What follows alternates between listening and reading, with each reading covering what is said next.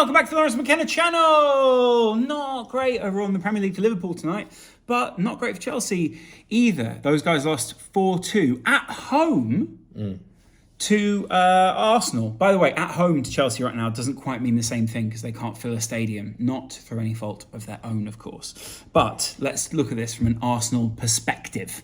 Yes. Arsenal needed a win here. Yeah. They will have seen that team sheet and they will have gone, we can get at that back line. Probably the slowest back line, bar Thiago Silva, and even he's got a bit more pace than some of those guys that you could play. They had a rick in them. There was a real issue there from early on. You could see that both sides were susceptible, but Chelsea were very susceptible. What was going on? Do you know, it's a weird one, Loz. I don't really know. I can't quite put my finger on why Thomas Tuchel decided to play a weak side. I can't understand it. You know, he's played a team that doesn't get anywhere near our main team. So if you think about, Chelsea went to the Bernabeu fairly recently, and we therefore saw what is Chelsea's best team. Or what should we played a semi-final recently. That, you know, Chelsea's first 11, give or take. Sure. And then tonight we're playing at home to Arsenal. We don't need to rest players. We're not in Europe. You know, if we were playing in European games midweek, Chelsea got through, knocked out Real Madrid, and we were playing Man City, and we'd seen that performance with that team, I would have been incredibly blasé. I would have been very relaxed. I would have said, you know, we have something else to worry about. Right. Of course, we are prioritising other things, and therefore, we are giving Kai Havertz a rest. It's important to have Kai Havertz like a coiled spring, ready to launch into action for the European Cup semi-final against Man City. But none of this made any sense. None of it made any sense because we're not in the European Cup semi-final. Yeah, and really the only thing you're competing for now is to make sure you keep third as a solid, which is not in doubt. But I mean, there are small cracks. I think third might be in doubt a touch. Surely not. No, look, 5 points difference with a game in hand. What isn't in doubt is top four, and that's all that really matters. So I don't think that Arsenal and Tottenham can accrue enough points to both leapfrog Chelsea. Okay. Could one of them, considering that Chelsea have lost 3 home games in a row, conceded 11 goals at home, could one of them maybe mount a challenge to Chelsea's top 3 status? It's difficult to say which, though, isn't it, really?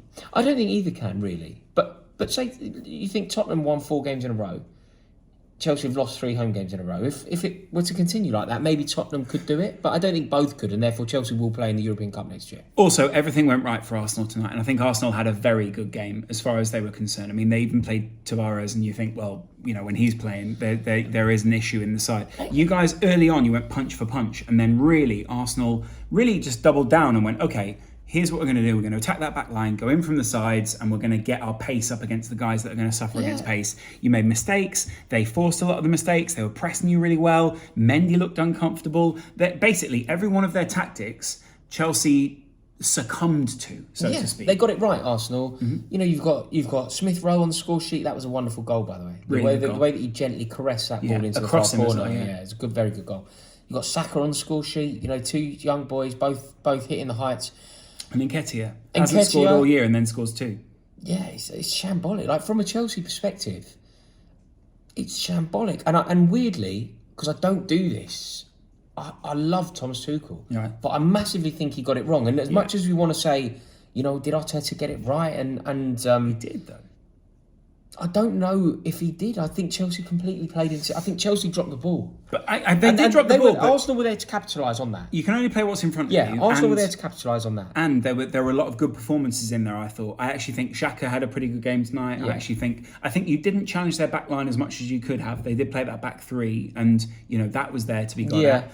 And I do think that Ramsdale as well tonight didn't look as confident as normal. So there were lots of cracks in both teams, but I think ultimately this did show that Arsenal have got a bit of initiative in them to go out there and get a result. And they're slowly working that up at the moment. Yeah. This isn't the final result for Arsenal. And what they did also display was the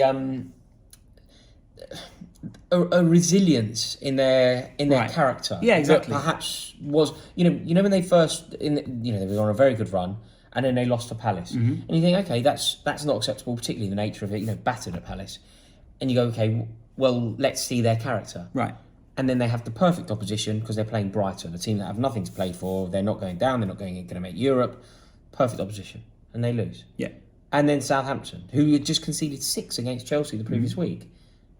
And they lose. And then you start actually asking questions of character. Do they have the resilience?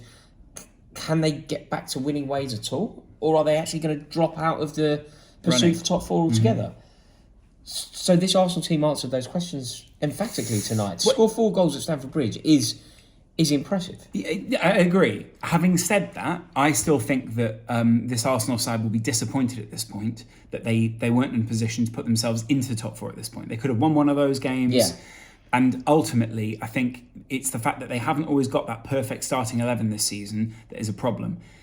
I don't think it's going to make that much difference to Arsenal, honestly, whether they get top 4 or not. No, it will. Really? Yeah, I think... Why? I think Arsenal and Tottenham both desperately need it. To attract those other players. To be the club that they want to be. To be the club that they want to be. For Tottenham's sake, Tottenham want to keep Harry Kane. They want to keep Heung-min Son happy. They want to keep the likes of Kulusevski, Bentancur, bring in more, keep Antonio Conte crucially. Europe is a prerequisite. Buys you a bit more time, doesn't it, as well? If you're Arteta, you go, well, I did make Europe.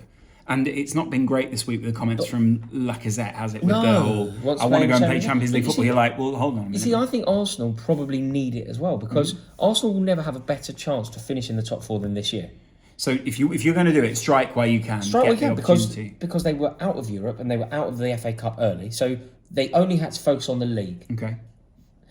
Look, you don't want to be out of the FA Cup and you don't want to be out of Europe, but finding the positive in a fairly bad situation, finding the positive gives you more time to coach. One game a week. And Arteta can get his ideas into the side. That is what's happened. That's what's happened.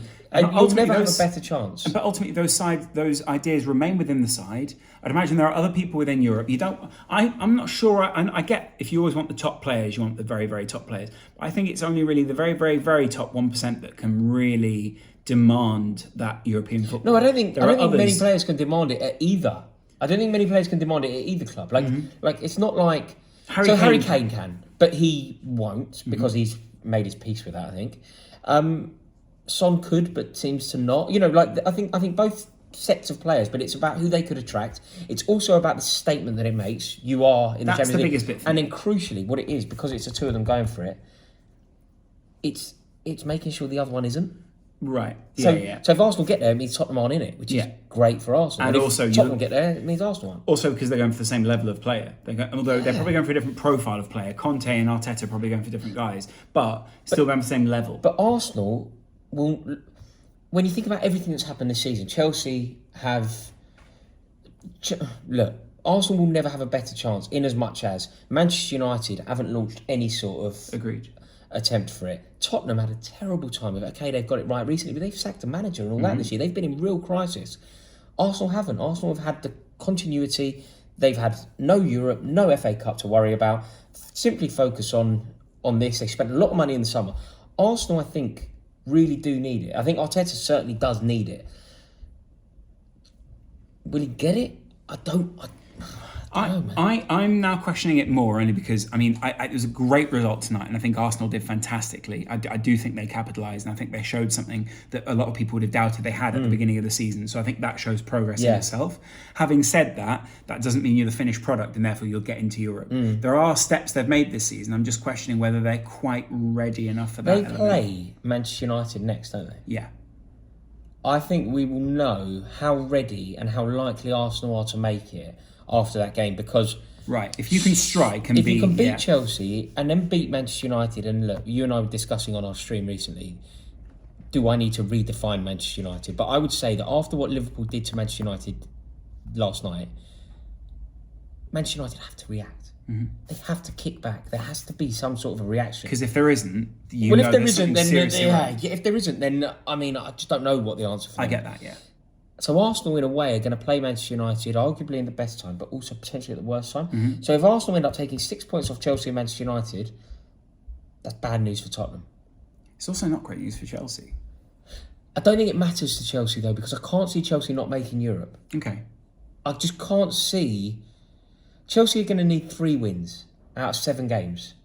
Our fixtures aren't bad. No, but there is a bit of a slide at the moment. That's the only thing. No, there's a slide. Were you going to every game wondering, are we going to make it or not? Let me just see if I can get the fixtures up really quickly. The real question right now is, are Chelsea going to go into a game being confident or not confident? Okay, so what we need to find here Oh, Chelsea. There you go. Chelsea's What we fixtures. need to find here, though, are three wins. We'll So call it 4 wins to be really sure. So right? Chelsea West Ham is a tricky one because arguably West Ham are comparable in a way to Arsenal. Let's so do this in that's the a point. harshest way possible. Okay. So harshest way possible Is a West Ham defeat. A West Ham defeat, right? Right. Man United, you've got to win that. If you don't win that, I think you don't deserve to make. We're top doing four. it. We're doing it as harshly as possible, but I still think Chelsea beat Manchester. I do. I agree. Yeah.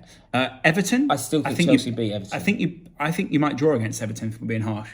Okay, so let's do One it of that the way. Frank No, Lampard let's do it ones, that yeah. way. So Chelsea, 4 points. We're Out saying of Chelsea need 4 9 points points. of 9. Yeah. So we need 9 points in 4 total. points so far. So we got Wolves, I think you beat. 4. Okay, 7. Leeds, I think you beat. There we go. 10 points. So we should be fine. Liverpool, So I we're think you doing lose. we're doing it with 2 games to spare in the league.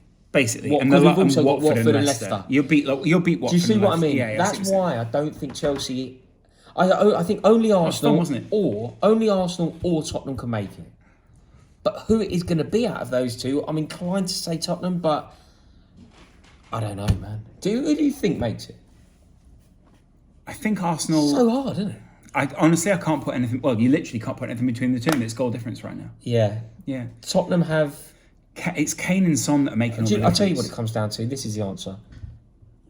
Arsenal have to go to Tottenham to play them. Mm-hmm. Who wins the game? Because the answer to that question is who makes Europe. Harry Kane and Antonio Conte versus Mikel Arteta at Tottenham. One winner, my friend. Yeah, well, we'll see about that. We'll probably be covering that in the coming I weeks. hope so, man. We've got to cover that. Tell me about it. See you guys later. Go over to Rory's channel where you can see more of a Chelsea perspective. Thanks for watching. Appreciate you. And I'll see you later. Bye.